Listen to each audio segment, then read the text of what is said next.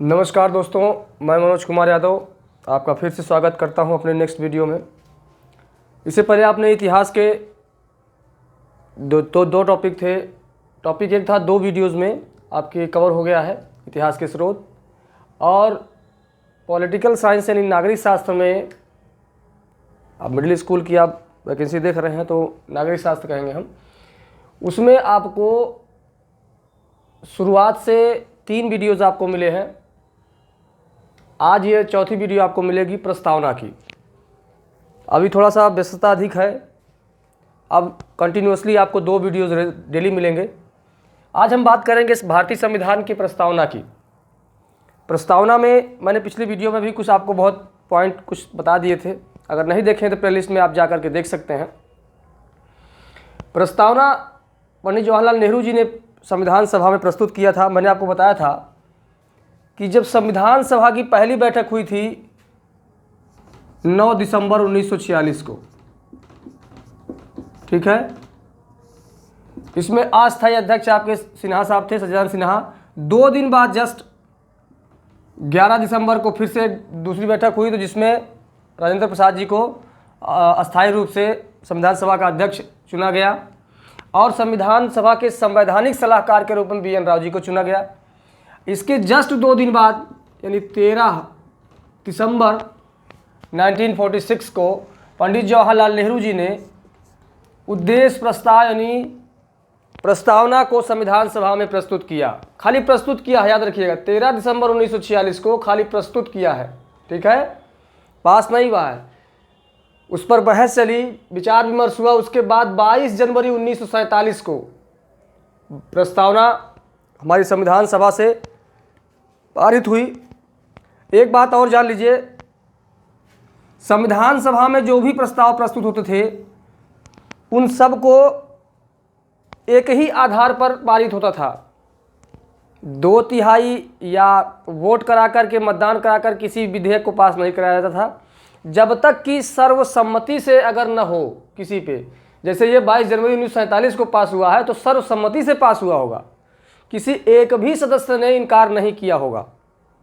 यानी संविधान सभा में जितने भी, यानी हमारे संविधान के जितने भी कानून बनाए गए हैं सर्वसम्मति से पास हुए हैं। किसी पर्टिकुलर एक आदमी या 2 आदमी या 2/3 किसी कहने पर नहीं, जब तक कि सभी सदस्यों ने उस पर अपनी सहमति नहीं व्यक्त की है तब तक वो पारित नहीं हुआ है।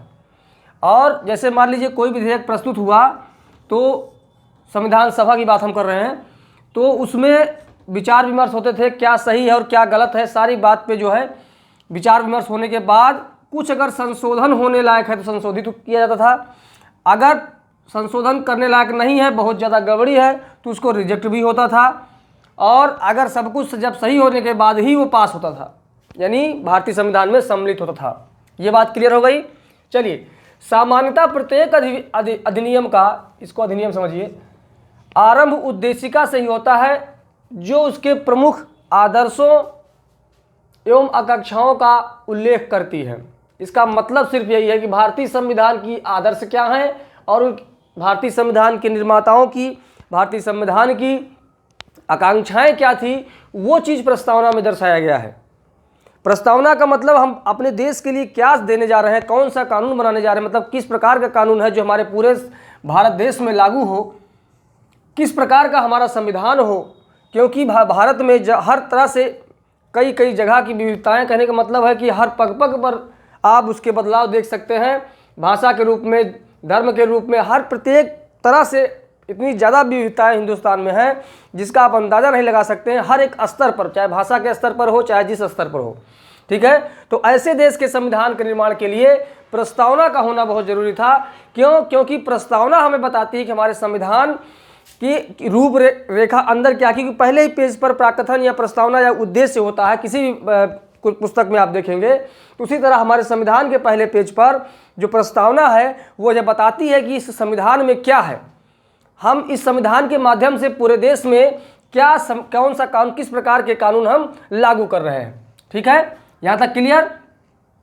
अब हम बात करते हैं, मैंने आपको बता दिया कि 13 दिसंबर 1946 को प्रस्तुत हुआ पंडित जवाहरलाल नेहरू ने, और 26 जनवरी 1947 को स्वीकृत हुआ। और ये ऑस्ट्रेलिया के संविधान से लिया गया। कहाँ से लिया गया है? ऑस्ट्रेलिया के। याद रखें, अगर पूछ लिया जाए कि उद्देश्य प्रस्ताव भारतीय संविधान में किस देश से लिया गया है, कि क्या इसका स्रोत कौन सा देश है, तो आप ऑस्ट्रेलिया बिल्कुल आसानी से लगा दें। अच्छा, इसमें जो मुख्य मुख्य पॉइंट हैं वही मैं यहाँ पर रखा हूँ, जो बार बार प्रश्न पूछे गए हैं और आगे बार बार पूछे जाएंगे, संभावना भी 100% है। याद रखिए, ये 42वां संविधान संशोधन, इसे आप मिनी संविधान भी कहते हैं, मिनी संविधान कहते हैं, ठीक है। किसे? 42वें संविधान संशोधन को। कब हुआ था? 1976 में। एक प्रश्न तो आपका यही बन गया, 42वां संविधान संशोधन कब हुआ था? 1976। इसमें जो है उद्देशिका में संशोधन कर दिया गया था, जिसमें पहले पैरा, प्रथम पैरा में समाजवादी व पंथ निरपेक्ष शब्द को जोड़ा गया और छठे पैरा में, पैरा मतलब लाइन, छठी लाइन में अखंडता शब्द को जोड़ा गया था। अब कभी कभी प्रश्न रख देता है कि समाजवादी शब्द प्रस्तावना में कब जोड़ा गया? 1976। किस संशोधन द्वारा जोड़ा गया? 42वें संविधान संशोधन द्वारा। या यह भी प्रश्न रख देगा कि 42वें संविधान संशोधन 1976 द्वारा निम्न में से कौन से शब्द जोड़े गए? ठीक है, तो समाजवादी, पंथ निरपेक्ष, अखंडता। ठीक है, अगर आप इसे उत्तर प्रदेश के विद्यार्थी हैं या अन्य भारत के किसी राज्य में भी अगर आप देख रहे हैं तो इसको आप सीधा सा संपर्क लगा दीजिए। इसका ले लीजिए आप सा, इसका ले लीजिए पा और इसका ले लीजिए आ। क्या बन जाता है आपका? सा, आ, पा, सपा बन गई दोस्तों। चाहे सापा का जी, लेकिन आप अंदाजा से आप इतना टिक जरूर लगा लें, समाजवादी पार्टी। ठीक है, मेरा उद्देश्य किसी राजनीतिक पार्टी से नहीं है, मैं सिर्फ आपको याद कराने का ट्रिक बता रहा हूँ। सा और पा, आ, सपा में जोड़ दीजिए, चाहे सा आ पा जोड़ दीजिए, चाहे सा पा आ जोड़ दीजिए। ठीक है, तो समाजवादी, सा से पा से हो गया आपका पंथ निरपेक्ष, आ से हो गया अखंडता। ये याद रखें आप लोग। ठीक है, कौन से तीन शब्द जोड़े गए? समाजवादी, पंथ निरपेक्ष, अखंडता। एक चीज़ और आपको बता दें, हमारे भारतीय संविधान में धर्मनिरपेक्ष शब्द कहीं नहीं है, ये दिमाग में रख लीजिए। ये भी आपको दे देगा कि निम्नलिखित में से कौन सा शब्द जोड़ा गया है। पंथ निरपेक्ष आपको चौथे ऑप्शन दे देगा, उससे ऊपर धर्मनिरपेक्ष दे देगा। आप खट से धर्मनिरपेक्ष जोड़ते टिक मारते हुए आगे बढ़ जाएंगे, नहीं, आप पंथ निरपेक्ष देखें, क्योंकि भारतीय संविधान में धर्मनिरपेक्ष शब्द कोई नहीं है, उसके जगह पर पंथ निरपेक्ष है। ठीक है, चलिए, ये विशेष ध्यान देने वाली बात है। अब नेक्स्ट पॉइंट देखते हैं। उद्देशिका में संपूर्ण प्रभुत्व संपन्न लोकतंत्रात्मक गणराज्य बनाने का संकल्प लिया गया। इसी प्रस्तावना में उद्देशिका के माध्यम से मैंने आपको बताया कि उद्देशिका जो होती है, प्रस्ताव जो है हमारे देश को किस तरह से बनाना है, कौन सा कानून देना है, वो ये बताती है। ठीक है, तो कैसा बना रहे हैं? संपूर्ण प्रभुत्व संपन्न। संपूर्ण प्रभुत्व का मतलब होता है कि हमारे देश के आंतरिक और बाह्य मामले वो हम डिसाइड करेंगे, भारत देश के लोग डिसाइड करेंगे, अन्य दूसरे देश के लोग का हमारे देश पर कोई दबाव या नियंत्रण नहीं रहेगा। जैसे आज़ादी से पहले हमारे देश का जो प्रभुत्व, जो संप्रभुता थी, वो इंग्लैंड के पास थी। कहने का मतलब हम निर्णय नहीं ले सकते थे, सारे निर्णय हम नहीं ले सकते थे। लेकिन जब संप्रभुता हमारे पास आ जाती, संप्रभुता का मतलब है कि हम आंतरिक और बाह्य रूप से स्वतंत्र हैं और अपने निर्णय ले सकते हैं किसी भी अंतर्राष्ट्रीय दबाव के बिना। ठीक है, तो लोकतंत्र का मतलब होता है, आप सभी लोग जानते हैं, और गणराज्य का मतलब होता है जो हमारा शासन, यानी जो चल रहा है, हमारा शासक है, वो वंशानुगत नहीं होगा। मतलब राजा का बेटा राजा नहीं बनेगा, यहाँ पर इसके लिए चुनाव होंगे, मतदान होंगे, तब जा इसका मतलब होता है गणराज्य।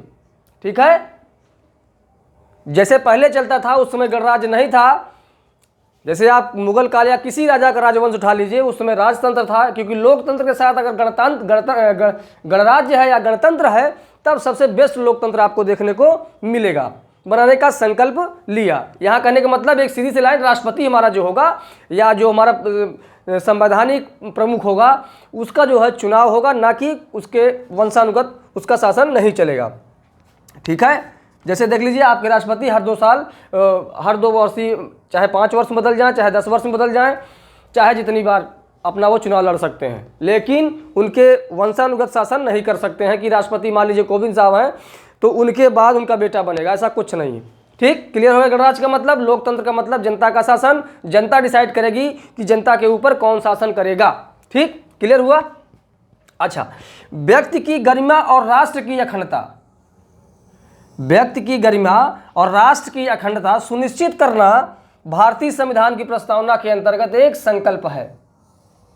यह प्रश्न उत्तर प्रदेश पीसीएस में पूछा भी जा चुका है, यह ध्यान रखें। व्यक्ति की गरिमा, राष्ट्र की अखंडता, ये प्रस्तावना में एक संकल्प के रूप में है। किसके रूप में है? संकल्प के रूप में।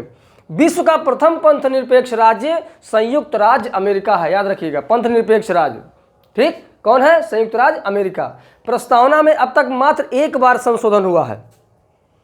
ठीक है, मात्र एक बार संशोधन हुआ, याद रखिएगा। अगर प्रश्न पूछता है, बार बार लोक सेवा आयोग भी पूछता है और अन्य जो परीक्षा आयोग है वो भी पूछते हैं कि प्रस्तावना में कितनी बार संशोधन हुआ है, तो मात्र एक बार संशोधन हुआ है। कब? 1976। इतना दिमाग तो लगा ही सकते हैं आप। 42वां संविधान संशोधन 1976 में संशोधन हुआ था, केवल एक बार, उसके बाद अभी तक संशोधन नहीं हुआ। उस संशोधन में क्या जोड़ा गया था? समाजवादी, पंथ निरपेक्ष और अखंडता, 3 शब्द जोड़े गए थे। इसमें हमारी प्रस्तावना में 3 प्रकार के न्याय जोड़े गए हैं। ठीक है, सॉरी, हाँ, 3 प्रकार के, एक सामाजिक न्याय, एक आर्थिक न्याय और एक राजनीतिक न्याय। 3 प्रकार के न्याय पूछ लेता है। कितने न्याय का वर्णन है? तो 3। स्वतंत्रताएं कितनी दी गई हैं? तो विचार की स्वतंत्रता, अभिव्यक्ति की स्वतंत्रता, विश्वास की स्वतंत्रता, धर्म की स्वतंत्रता और उपासना की स्वतंत्रता, यानी 1, 2, 3, 4, 5 स्वतंत्रताएं हैं और समानता 2 है। ठीक है, याद रहेगा, प्रतिष्ठा एवं अवसर की समानता। ठीक, न्याय आपके 3 है, स्वतंत्रता आपके 5 है और समानता आपके 2 है। ठीक, क्लियर हुआ। चलिए, ये पॉइंट बहुत महत्वपूर्ण है। ये आधा तो महत्वपूर्ण था, लेकिन ये बहुत ज़्यादा है जिसको आपको समझने की जरूरत है। एक बार समझ लेंगे तो भूलेंगे नहीं आप। क्या उद्देशिका संविधान का अंग है? ये बहुत बड़ा प्रश्न था आज़ादी के बाद। 1960 यानी 1960 में एक विवाद हुआ, इनरी बेरुबारीवाद। ठीक है, सर्वोच्च न्यायालय ने 2 पॉइंट इसमें बताए, जो चला इसमें केस कि क्या संविधान का अंग है उद्देशिका कि नहीं, यानी प्रस्तावना संविधान का अंग भाग है कि नहीं है। तो उसमें इसने अंग नहीं माना है। प्रश्न पूछेगा किस वाद में सर्वोच्च न्यायालय ने उद्देशिका को संविधान का अंग नहीं माना है? तो कौन सा वाद है? बेरुबारी वाद, आप याद रखें। ठीक है, इनरी बेरुबारी वाद, ये आप बेरुबारी याद रहे। इसमें नहीं माना है, 1960 में हुआ था। ठीक है, और दूसरी बात क्या आई? इसमें बताया कि संविधान निर्माताओं के विचारों को जानने की कुंजी है। मैंने आपको बताया ना, प्रस्तावना जब निर्मित हुई या जो नेहरू जी प्रस्तुत किए, तो उसमें यही सब था कि वो बनाना क्या चाह रहे हैं, यही आपको संविधान बता देता है। संविधान की प्रस्तावना आपको बता देगी। तो संविधान निर्माताओं के विचारों की जानने की कुंजी है, सर्वोच्च न्यायालय ने कहा, लेकिन संविधान का अंग नहीं है। केवल उनके विचार आप जान सकते हैं कि किस तरह का संविधान वो लोग बनाना चाह रहे थे और बनाए हैं। सिर्फ ये विचार आप जान सकते हैं, लेकिन संविधान का अंग नहीं माना। कब? 1960 में बेरुबारी वाद में। चलिए, लेकिन जब 1973 में केरल के एक कहने का मतलब एक मठ था, उसके स्वामी थे केशवानंद भारती जी। ठीक है, उनकी ज़मीन जो है उस समय केरल में जो है भूमियों का जो बहुत ज़्यादा, जो जिनके पास बहुत सारी एकड़ ज़मीनें हैं और बहुत लोग भूमिहीन हैं, तो उसका सही बंटवारा किया जा रहा था, वितरण किया जा रहा था। तो इनकी मठ की भूमि जो है, केशवानंद भारती जी की मठ की भूमि काफ़ी ज़्यादा एकड़ में ज़मीन थी, तो जो सरकार ने उसको जब्त कर लिया था और उसको वितरण कर दिया था। उसी के खिलाफ केशवानंद भारती जी केस किए थे। तो केशवानंद भारती बनाम केरल राज्य 1973 में। तो इसमें सर्वोच्च न्यायालय की सबसे बड़ी खंडपीठ बैठी है। इसमें 13 खंडपीठ यानी 13 जज बैठे हुए थे। कितने जज थे?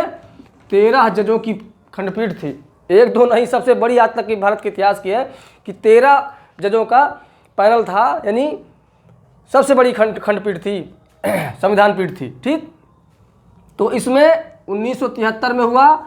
इसमें अपने पुराने निर्णय 1960 वाले निर्णय को पलट दिया। इसमें क्या माना? 4 पॉइंट हमने आपको दिए हैं जो सबसे महत्वपूर्ण है।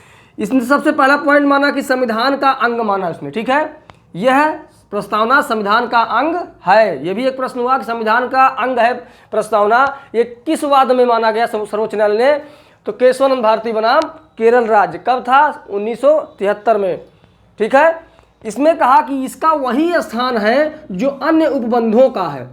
प्रस्तावना को माना सर्वोच्च न्यायालय ने कि जैसे अन्य उपबंध है, मौलिक अधिकार हुआ या नागरिकता हुई या संघीय कार्यपालिका के जितने भी उपबंध दिए गए हैं भारतीय संविधान 395 अनुच्छेद की, जिनका जो उन लोगों की जितनी वैल्यू है उतनी ही वैल्यू प्रस्तावना की भी है, ये संविधान का अंग है। ठीक है, अंग मान लिया। दूसरे में क्या माना कि उद्देशिका में संशोधन हो सकता है लेकिन उसके मूलभूत ढांचे को प्रभावित ना कर रहा हो वो संशोधन। समझ गए? अगर मूलभूत ढांचा के अलावा, ठीक है, यानी उद्देशिका में संशोधन हो सकता है लेकिन उसका मूल ढांचा जो है वो प्रभावित ना हो, इस आधार पर आप संशोधन कर सकते हैं। ठीक है, 2 पॉइंट निकला।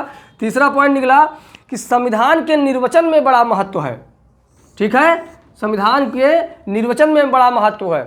जैसे भारतीय संविधान को किसी भी उपबंध को समझने में अगर समस्या हो रही है सर्वोच्च न्यायालय को या किसी अन्य संस्था को, तो ये प्रस्तावना आपके समझने में मदद करेगी, सहयोग करेगी। ठीक है, मार्गदर्शन करेगी। ठीक है, जो उपबंध नहीं समझ में आते हैं। चौथा पॉइंट आपका आया, उद्देशिका न्याय योग्य नहीं है। उद्देशिका न्याय योग्य नहीं है अर्थात इसके आधार पर कोई निर्णय नहीं दिया जा सकता, मतलब इसको आप चैलेंज नहीं कर सकते हैं। उद्देशिका में अगर जो बातें लिखी गई हैं उसको हुबहू लागू कराने के लिए सरकार पर आप केस नहीं कर सकते हैं। कहने का मतलब इसको आधार बना करके आप कोई केस नहीं कर सकते हैं, क्योंकि ये आधार केशवानंद भारती जी ने लगाया हुआ था। जमीन जो हड़पीन की गई थी, यानी कहने का मतलब सरकार के द्वारा अधिग्रहण किया गया था, उस पर जो है केस किए थे कि प्रस्तावना में ये सारी चीज़ें हैं तो मेरे साथ ऐसा क्यों है। ठीक है, जब हम प्रस्तावना पूरी आपको लिख देंगे तब आपको समझाएंगे कि ये वाला पॉइंट कैसे है। उद्देशिका न्याय योग्य नहीं, इसके आधार पर कोई निर्णय नहीं दिया जा सकता है। ठीक है, इन्होंने जो केस किया था वो संविधान की प्रस्तावना को ही आधार मान के किया था कि प्रस्तावना में ये चीज़ है और यहाँ पर ये कानून लागू हो रहा है। ठीक है, तो वही सुप्रीम कोर्ट ने कहा कि न्याय योग्य नहीं है अर्थात इसके आधार पर कोई निर्णय नहीं दिया जा सकता है।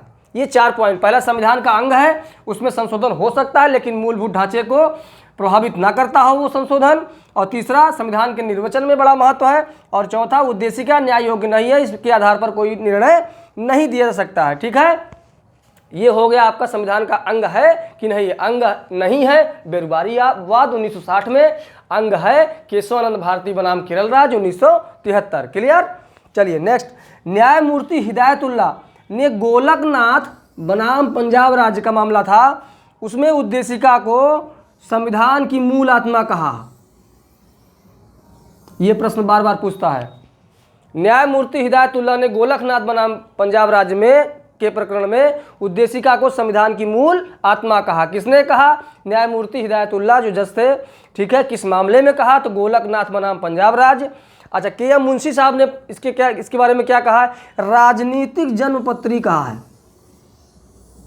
अगर प्रश्न पूछ ले राजनीतिक जन्मपत्री की संज्ञा प्रस्तावना को निम्नलिखित में से किसने दी है, तो के.एम. मुंशी लगाइएगा।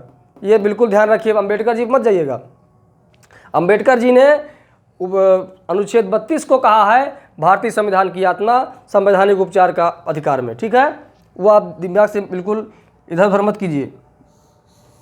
के.एम. मुंशी साहब कहा ये राजनीतिक जन्मपत्री की संज्ञा दी है। एस.आर. बोम्बई बनाम भारतीय संघ के बाद में पंथ निरपेक्षता को आधारभूत ढांचा माना है। ये प्रश्न बार बार पूछता है, कई जगह पूछा हुआ है प्रश्न ये, इसलिए मैंने इसको रखा आधारभूत ढांचा। जैसे मैंने आपको बताया नहीं कि मूल ढांचे को प्रभावित ना कर रहा हो, तो मूलभूत ढांचे में बहुत सारी बातें हैं।